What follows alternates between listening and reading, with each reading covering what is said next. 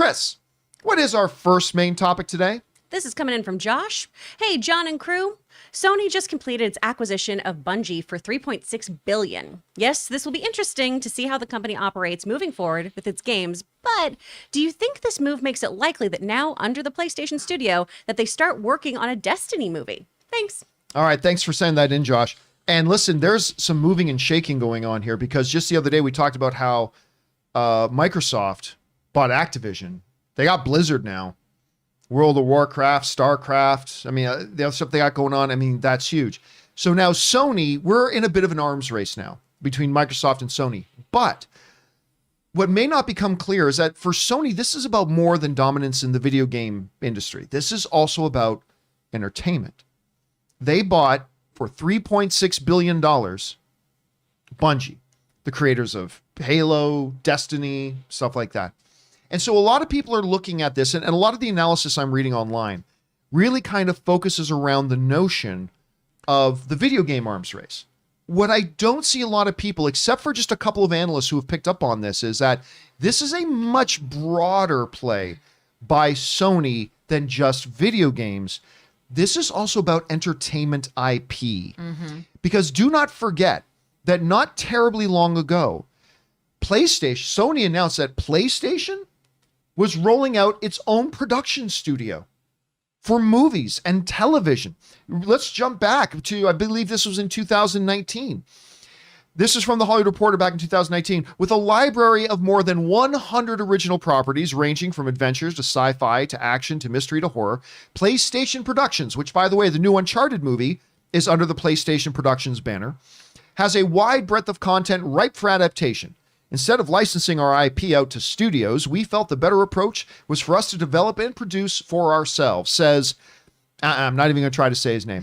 One, because we're more familiar, but also because we know what the PlayStation community loves. Now, that was back in 2019, and you might be asking yourself, well, what does that have to do with right now? With right now, what I think is fairly clear is that them acquiring Bungie was as much about reaping potential movie and television IP and franchises as it was about video games. And you bring up in the question Destiny. That's ripe to be made into some kind of narrative on-screen storytelling. There's a futuristic thing, there's a nomadic thing, there's like mysterious alien orbs thing, there's something called the darkness. What movie doesn't need something called the darkness in it? Anyway, every movie does. John. Every movie needs something called the darkness. I can probably count about 7 that do. So I think this was pretty much probably just as much about that as anything else. So a lot of people are saying that Sony buying Bungie was a direct response to Microsoft buying Activision, and I don't think it was. No. I think it was kind of on the same lateral, but it was really a different thing. Rob, you take a look at this and you hear about them taking it up. What do you make of it? How do you analyze this situation? I think you did a good job explaining it. I mean, everybody's consolidating. IP is the name of the game right now as far as entertainment is concerned. And video games are just as valid, if not more, in terms of the money-making potential. I mean, these games are making $1 billion. They might cost a lot of money to make. But then, I mean, how much has Rockstar made off Grand Theft Auto 5? And that game's almost a decade old. And people are still playing it, and they're still promoting it and creating new online components to that game all the time. And a great video game property is worth its weight in gold. And I think that, as you pointed out, John, turning IP like this, there's Halo novels, there's Halo toys, there's now a Halo TV series, there'll be Halo games. I mean, the same is true of any potential IP here, to turn it into many different things. And these game franchises can last for decades.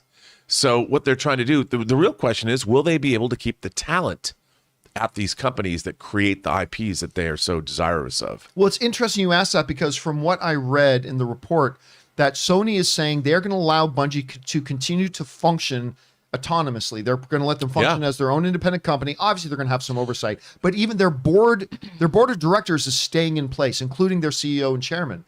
So it sounds like they're able to keep everybody there. Yeah, I mean, that's, and Weta too. Weta Digital. Peter Jackson sold off some of Weta Digital to a video game company for $500 million. And so they're keeping these talent pools there because it's all about the talent. It's all about the people. You want to keep them happy. And as long as they're creating games, I mean, another thing about our former topic, the entertainment landscape has changed, and we have a whole generation, multiple generations of kids that have grown up with video games that are just as valid of entertainment as any movie or television show, maybe more so in certain cases. So this is the future they're buying into right now. Are you saying that the Gen Z Centipede was not worthy of a television show? Not the Man, Gen Z. that's a You game I Gen haven't X. thought Gen about in a X. long Gen X. time. Yeah, sorry. I forgot what You know, generation I'm in. I think that if you and I were tasked with coming up with the Centipede TV show, Oh, I think we could do amazing Chris things with Carr would stars the voice of Centipede, Absolutely. and then it would we. be a lovable centipede that would have to fight the darkness Yes. that The occasionally darkness. There'd have to be a bad guy called the darkness. and John and I and you would produce. We'd course, hire a crack team of writers. Chris Carr would star as Centipede, Aw, Yeah. thanks, and of course we'd have a Obviously. mirth-filled bunch of characters. Ray would have to play someone. We'd have Oh yeah, Ray would be Centipede's Centipede's unrequited. sidekick. Centipede would be Ray's unrequited love. What is it? What is it? It's trying to go in and out of. It's coming down. Is it? I can't remember. Is it mushrooms? Yeah. Ray can be a mushroom. The omnipotent talking mushroom. What's up? I'm You just know, here for the hot dogs. I And do. you know, mushrooms are trying to blockade Centipede, so the blockade would be illegal. Not that I'm not thoroughly enjoying this, but I do want to get back to what you were saying, Rob. Rob, it's Rob. What I'm sorry. Okay. Hi, I know we just met. Anyway, like Roger was saying, I think that we should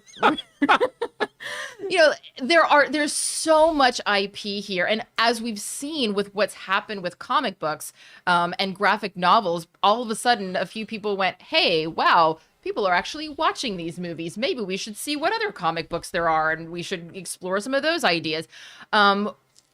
I don't think that a lot of the video game movies in the past have been as successful as they could have been. They've all been shit. Right. Let's just call it for what it is. Yeah.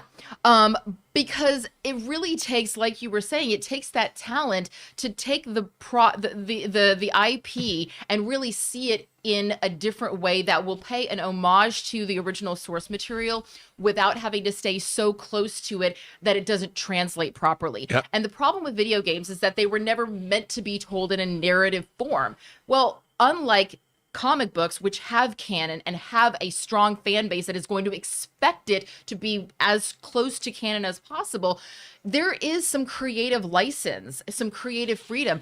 And what's going to come from this is I think we're going to see some younger Kevin Feige's that are coming up. I mean, maybe the next Kevin Feige is watching this show right now and is going to be someone who is going to revolutionize the video game to film industry. I was talking to Tom last night about this very question, and as soon as I said the possibility of Destiny being a show or movie, his eyes popped out of his head. He got so excited. He said, "I remember when like the three big games were Red Dead Redemption and GTA 5, and he goes, I ran to Blockbuster Video and I rented Destiny for 3 days and I played it for 8 hours straight, and I returned the video game because I said I'll never get anything done." He said it's such a great game, people will love playing it. And I really think that especially because there's so much you can do creatively. There's a big whole world, and I think in the next 15 years we're going to see a lot of things change. Yep.